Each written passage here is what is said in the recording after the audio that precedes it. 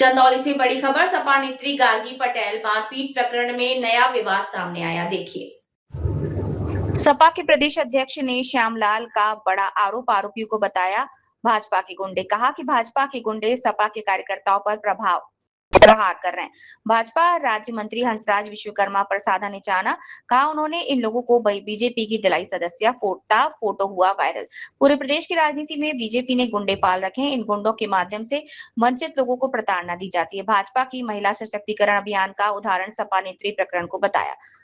DGP की press conference 10% सामाजिक अपराधों में कमी को नकारा। कहा कि 1% भी कमी नहीं आई। पूरे प्रदेश में कानून व्यवस्था फेल है, गुंडा राज स्थापित है। गाजीपुर प्रकरण का दिया उदाहरण, योगी आदित्यनाथ के आवास पर साधु संत धरनारत हैं। बीजेपी के कुशासन में लोग अपने भगवान तक को याद नहीं कर पा रहे। भजन कीर्तन के लिए कानपुर देहात के लोग 1 महीने से परेशान। योगी आदित्यनाथ की सरकार में इनकी सुनवाई नहीं। पेपर लीक की अनुमति है, लेकिन भगवान के भजन के लिए नहीं। गार्गी पटेल प्रकरण में हर कार्यकर्ता इंसाफ के लिए लड़ेगा। कहा सपा का नेता अगर मारपीट के प्रकरण में दोषी होगा तो उसे निष्कासित किया जाएगा। सपा नेत्री को देखने जिला अस्पताल पहुंचे प्रदेश अध्यक्ष सतीश तिवारी। ब्यूरो चीफ की रिपोर्ट।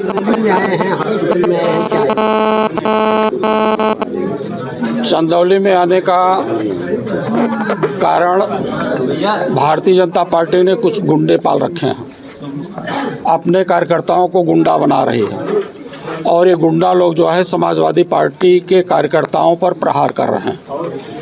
इसी कड़ी में समाजवादी पार्टी की महिला प्रकोष्ठ की जिला अध्यक्ष गार्गी पटेल के साथ भारतीय जनता पार्टी के गुंडों ने अपमानित करने का काम किया, मारने का काम किया, झोटी पकड़ करके खींचने का काम किया। ये भारतीय जनता पार्टी के कार्यकर्ता हैं और यही बनारस से हंसराज विश्वकर्मा जी हैं, उनके साथ उनकी फ़ोटो है, उन्होंने पार्टी का सदस्य बनाया है।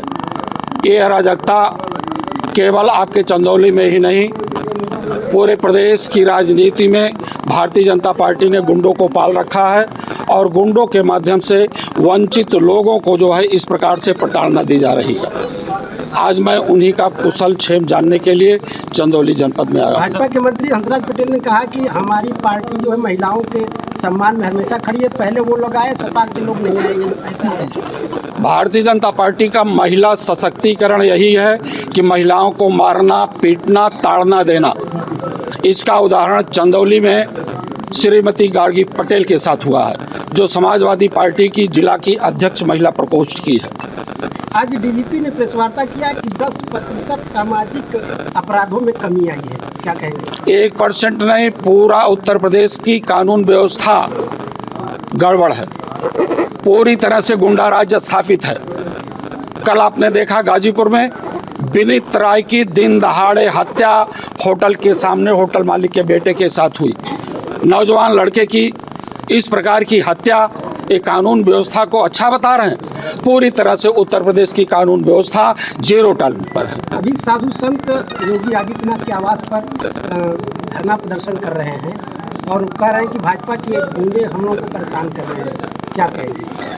भारतीय जनता पार्टी के इस कुशासन में लोग अपने भगवान को नहीं याद कर पा रहे हैं।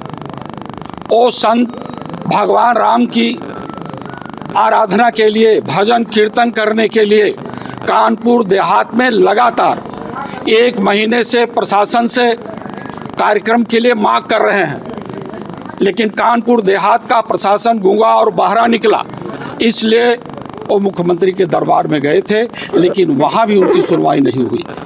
इसी प्रकार से तमाम हमारे ऐसे महापुरुष हैं, उन महापुरुषों की जयंती मनाने के लिए प्रशासन अनुमति नहीं दे रहा।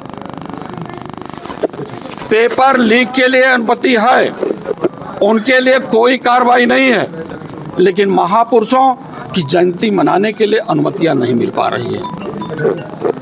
गार्गी पटेल के मामले में समाजवादी पार्टी का क्या स्टैंड रहेगा? समाजवादी पार्टी का स्टैंड सामाजिक न्याय के लिए है। इंसाफ गार्गी पटेल को मिलना चाहिए। उसकी लड़ाई समाजवादी पार्टी का हर कार्यकर्ता, हर नेता लड़ रहा है और लड़ेगा। अध्यक्ष जी, आपके समाजवादी पार्टी के ही नेता सिद्धांत जायसवाल का भी इसमें नाम आया है, वो भी आरोपी बनाए गए हैं। क्या सिद्धांत जायसवाल को समाजवादी पार्टी निष्कासित करेगी अगर वो दोषी पाए जाते हैं? कोई भी होगा दोषी है तो समाजवादी पार्टी से निष्कासित कर दिया जाएगा। वो किसी भी प्रकार से पार्टी में नहीं रह पाएंगे यदि इस प्रकार से ऐसे कार्यों में लिप्त हैं तो।